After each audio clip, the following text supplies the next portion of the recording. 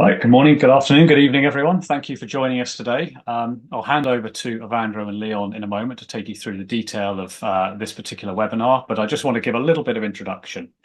So hopefully most of you are already familiar with buildingSMART International, but in case any of you are new, welcome first of all. And we exist essentially as the global authority on open BIM. So we're here to develop the standards, the services which allow organizations to adopt open BIM workflows, open data workflows, and provide interoperability between the various BIM software tools out there. We're a non-profit organization, so we respond to the needs of our member community from across the built asset environment. But also we require support. We require funding and engagement from that community in order to actually deliver our work as a non-profit. With that support that we've got already, we have developed an ecosystem, and you see that represented here with some of these logos on the screen. And it's centered around our flagship communication standard, IFC, which you may have heard of. But we have other standards and services which enable that, buildingSMART data dictionary, information delivery specification, etc. And then we have a wider layer of enabling services such as professional certification, software certification, and the like. So we've developed that ecosystem, but we need funding to do more. We need to improve some of those standards and services where they're demonstrated, such as validation service, but they're not necessarily ready for sort of production-ready versions. We need to actually expand because adoption is increasing and there's a wider and wider industry demand for these services, so we need to scale things. And in some cases, we need to develop the next generation as well. So if you move to the next slide, please. What we've done is identify 9 priority areas for funding across our community. You can see on the left-hand side here, and they aren't in order, these are parallel activities, but you've got the validation service, software certification, and data dictionary as 3 services that we're prioritizing. We've then got 2 standard development projects, IFC 4.4, and then the next generation of IFC 5. And on the right-hand side, you've got 4 projects devoted more to education, communication. So all of these are important. We held our first webinar on professional certification the other day. You'll be able to find a recording of that on our website very shortly. And today we're focusing on the validation service and software certification. For each of these, we've got project plans available. We'll take you through some of the programs over the next few minutes. But essentially, we need that funding, we need that support from you, our community, to allow us to deliver these. And there are benefits there. There are benefits to the community of having stronger standards and services. There are benefits directly to you as sponsors because you get to see what is coming early. You get to act in some cases as test beds, for example. So actually, you'll be able to adopt some of these new technologies and techniques earlier than the rest of the community. And actually, we will recognize that. Your contributions will be absolutely recognized and promoted through marketing material and other communications to the community, because we do want to recognize the fact that you're contributing to development of all of our standards and services. We're looking for funding across several years in many cases, but actually we can even take funding if you have any available at the end of this year as well. So I think the message there is just talk to us. If you think you can support this, have a conversation with us and we can work out what works for both parties. So with that, thank you for your time and interest today, and I'll hand you over to Evandro. Thank you, Clive. Hi, everybody. Today, as Clive said, you're going to hear from 2 different topics, IFC Validation Service and Global Software Certification. The structure of today's webinar is as follows. There we have the first IFC Validation Service, let's say 10-15 minutes. We have a short Q&A. You have the opportunity to use the Q&A, the question tab. So type your questions. If they're easy to answer, we'll probably address them in the short Q&A. Otherwise, we'll take them to the end. And the second part is the Global Software Certification, and you're going to hear from Leon. So starting right away with the first part, IFC Validation Service. Let me give you a bit of overview of what it is from very high level. It's a platform. It's an online platform developed by buildingSMART for checking IFC files against the IFC standard. That's probably the important bit. The IFC standard comprises a schema and a specification, and what the validation service does is checks files against these 2 things. You have the link to the beta version of the validation service. I have to stress that it's a beta version, but you can even today start trying it out if you haven't done it yet. What it does in an easy 3 steps way, a user can upload an IFC file It's an easy drag and drop window. Again, beta version, so the user interface is quite simple. Maybe we'll keep it that way. Then the validation service checks the file and checks if the file conforms to a few things: IFC syntax, IFC schema, and other normative rules of IFC. And then as a result, it presents a judgment on that file against the IFC standard and presents to the user let's call it a traffic light, results, red, green, gray if it's not applicable, for each of the files that the validation service was able to judge. Most important things about the validation service is not only what it can do, but what it can't do and will not do. Because in terms of scope and mandate, it's clear, it's important to understand where the mandates of the validation service stops. So the validation service, first and foremost, do not check project-specific, national-specific, organization-specific requirements. So the case specificity is where the mandate of the validation service stops. So things like all external walls must have the property this and that. There must be 3 alignments in my files, 2 for the road, 1 for the bridge, or all objects must have a certain name. These are all case-specific requirements, and these are not within the scope of the validation service. There are other tools and technologies to do that. So the validation service play a crucial role, a complementary role in that, because it acts as a precondition for any other validation, and it's not stepping into the realm of these type of validations. Another thing that it's not in scope, and it's we are not aiming to become an IFC viewer. So the validation service, for multiple reasons, do not visualize the 3D geometry of a file. And another reason for confusions, we got some Q&A from the early users. The IFC validation service does not check an IFC file against a given IDS. So if you're not familiar with IDS, information delivery specification, it's a relatively new but very much adopted standard from buildingSMART. It allows you, in a nutshell, to formalize requirements in a computer interpretable way and produce this .ids file. So what the validation service do not do is take an IDS, take an IFC file, and check once against the other. Again, there are other tools that support this workflow, and I leave you with a link in these slides where you can find all the tools that are implementing the IDS standards. Spoiler, it's a growing number, so we see more and more adoption every day. But important, validation service, it's not one of those tools. And last, similarly, the validation service does not check the validity of an IDS file itself. So as I said, IDS is a way of capturing requirement in a computer interpretable way.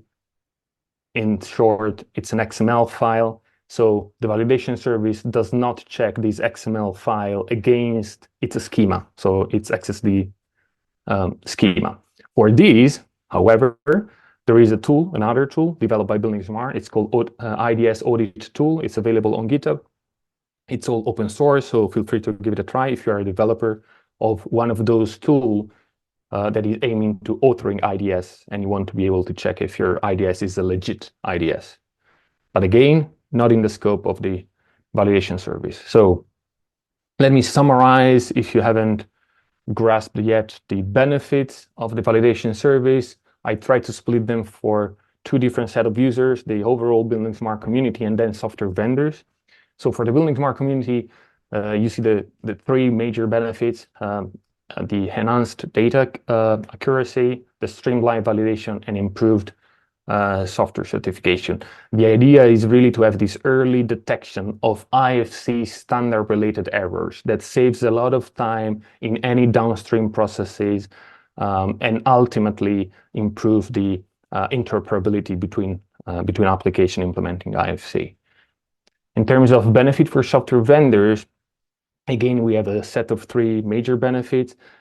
An overall enhanced of quality for the software, because again, leveraging the validation service, vendors can almost debug their implementation and try to align to the best IFC implementation possible.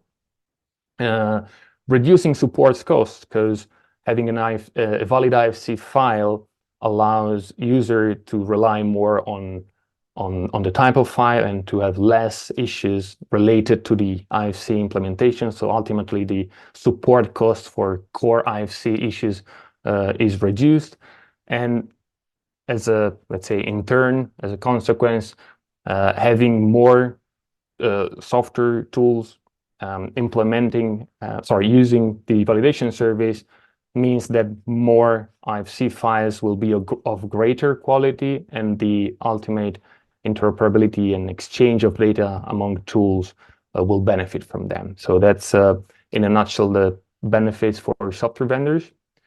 So I try to summarize the key takeaways in this very short, high-level overview of the IFC validation service. I understand that it probably deserves a lot more time, but for these few minutes, probably the key takeaways are that it's a promising platform with a key role for the buildingSMART strategy, and you will see that probably in the next part from Leon on global software certification. You will see that validation service play a crucial role in that.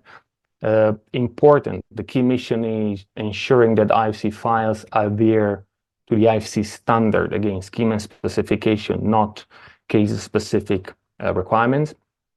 And as I said, in turn, it promotes the interoperability between software vendors. Probably the most important disclaimer is that it's currently in beta version and requires more resources to grow and to keep on developing its features.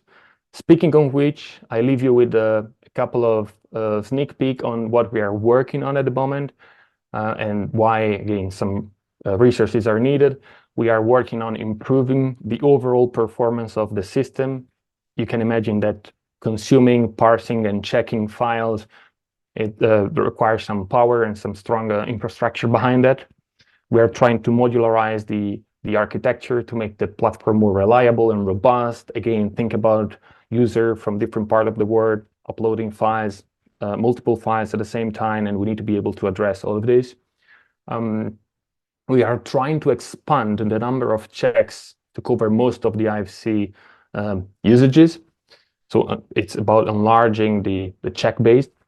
And then adding some other features like checking industry practices. So instead of returning errors, we will be returning warnings. So things that are not necessarily wrong, but you should be careful about. So some lightweight errors, so to say. And then as you probably would like to have a more user-friendly interface and overall user experience. One example is that we're now targeting a different way of displaying the results of a file that has been checked. So trying to break down all the different parts of the IFC. So here you see a mock-up. So let me highlight that this is just a mock-up where the IFC parts of a file are broken down into these tile view. And then depending on what the file contains, we are able to say if the project definition or the properties part of a file or the spatial breakdown of a file is either valid, meaning green, red if it's wrong, or gray if it's not applicable because maybe it's not part of that file. So it's still an IFC component, but not present in that specific file. What I told you so far is part of a much larger plan for building features and, of course, getting funding for. And the part that I told you about, so the features that we are working on, are only about the first basic capabilities. As I said, we're in beta and we need to make a robust system. If you want to know more about all the possible funding options and all the different features that you might be interested in contributing on, I leave you with a QR code in the right down corner where you can get all the specificities about the funding for these specific strategic projects. If you want to know all the details about all these strategic projects, here is another QR code. And I think that concludes my very short introduction on the IFC Validation Service, pending your questions. Thank you, Evandro. That was absolutely brilliant. So I think we're definitely a lot of appetite around there. There's some really interesting questions in here. I just wanted to remind everyone that if they did have any budget left over for 2023, I think validation would be a really excellent service because we have a team of people already working on it, and we could really accelerate the adoption, the development of this and improve the adoption through some of those features. There's some questions come in. I apologize in advance, Evandro. You probably haven't seen them because you've been talking. But I will start with the one from Petra. It's actually very interesting because I think it actually was on your development plan. Do you plan to offer something that can be used on projects that don't allow uploading files, such as in an offline environment? Yes, absolutely. Thank you. Very good question. So let me go back. Let me go back to this slide. So I fade out all the right part of these funding options, which corresponds more or less to the roadmap of the validation service. And there is a small box that says run offline, because yes, in the roadmap, let's say it's not a short term, because again, we're still working on basic capabilities, but definitely in the roadmap, there is the will, based on the feature request from some users, to be able to run the validation service offline behind firewall. So without uploading the file, just validating your file on your machine and still send back some data and metrics that will be used for something else, which is what Leon is probably going to talk about. So still validating files on your machine without sharing the knowledge of the file, but just send back to the platform the few data that we need to express a judgment on the software vendors. But here I'm already spoiling Leon's part. Don't want to do that. So yeah, thank you, Evandro. Second question here. It's two-part question. When a user imports IFC file to the validation service, how long do you save that file on your server? And then the second question to that is, does it have an open API? Okay, I'll try to be short here. So I'll go with the second questions first, because it's easier. Open API, yes, it's one of the boxes on the red side. So we already got two questions on the next features that we're requiring funding for, and they are definitely in the roadmap. So yes, API, not yet, working on them. In terms of IFC file, so the time that we store IFC file, in the website of the validation service, there is the terms and conditions and the privacy policy. And in there, you find all the details about where our servers are, how much time we store the file, for which use, and for which use we are allowed to store file, and after how much time we delete that. So if you want all the specificities, please refer to the terms and conditions. Thank you. And another question here, if there are no errors in the IFC file through the validation service, is it safe to assume that the BIM authoring tool from which the IFC file was created is an internationally certified authoring tool that can create a correct IFC file? I would say that this question is the perfect bridge to Leon's part. I still have a few more questions here from the audience. So do you want to come back to that one, or you want to try and give it a go? I would say let's go with Leon, and then if we have more questions, I'm happy to come back. Okay. Please, Leon. Yeah, well, that came a bit quicker than I expected, but that is indeed basically the question that I'm trying to answer, the second part. Yeah. Okay. So maybe before we jump there, I'll just, there's actually just one other question. How will the line be drawn between using a warning and creating an implementer's rule? Good question, Guillaume.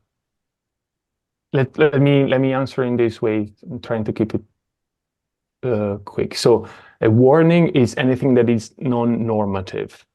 So it might be an industry practice or a good use of an IFC file. So something that is not normative, not preventing interoperability. And for this reason, again, another important venue is the implementers forum, which is a great source of this kind of rules, some of which might end up to be normative rules, and some others might end up to be just some warnings because it's an industry practice. So it's a thin line, but try to think about it as a non-normative, nice to have to facilitate interoperability. Great. And sorry, whilst I have you, Vandro, a couple of other things in the main chat. And maybe one for me, actually. So what is the new feature for the validation service that you would be most excited if you had the funds to develop? So, just what would Evandro be most excited about on that development plan if the funds were available today? Can I defer this question to the end of the meeting? All right, that's a good thing there. I would say there's a lot of things that really depends on the. Let me answer as a project as a product owner will do. That really depends on the demand from the end users. What I want is relatively important compared to what users want. So we have a good set of very useful feature, API using WebAssembly, these industry practice rules. So we have a lot on the plate. But again, to move the needle, I will need more feedback from the end user. So I'm happy to hear from the audience actually what they would like to have. Yeah. And we've had another follow-up question from Petra around the third level around privacy and having this run offline. I think that's another very good point. And I see Leon typing an answer there. Maybe one other comment before we move across. Christian, in the main chat, in case you contribute to the funding, will you get a lifetime license? I think we'll probably, Leon and Evandro got this, we'd like to discuss to anyone that wants to contribute. And I'm sure that there are things that we can discuss around use of the validation service. So if anyone is interested in contributing, please let us know and fill out that form or contact us directly. And again, if you do have any budget left over this year, we'd be really keen for some of that to be diverted to validation, because as I mentioned, a lot of people working on it, but as an industry body, we require investment, and that's just the really critical part. So yeah, thank you. And thank you for the comment, Alexander, as well. This is a very promising direction, and thanks for all the work on there. So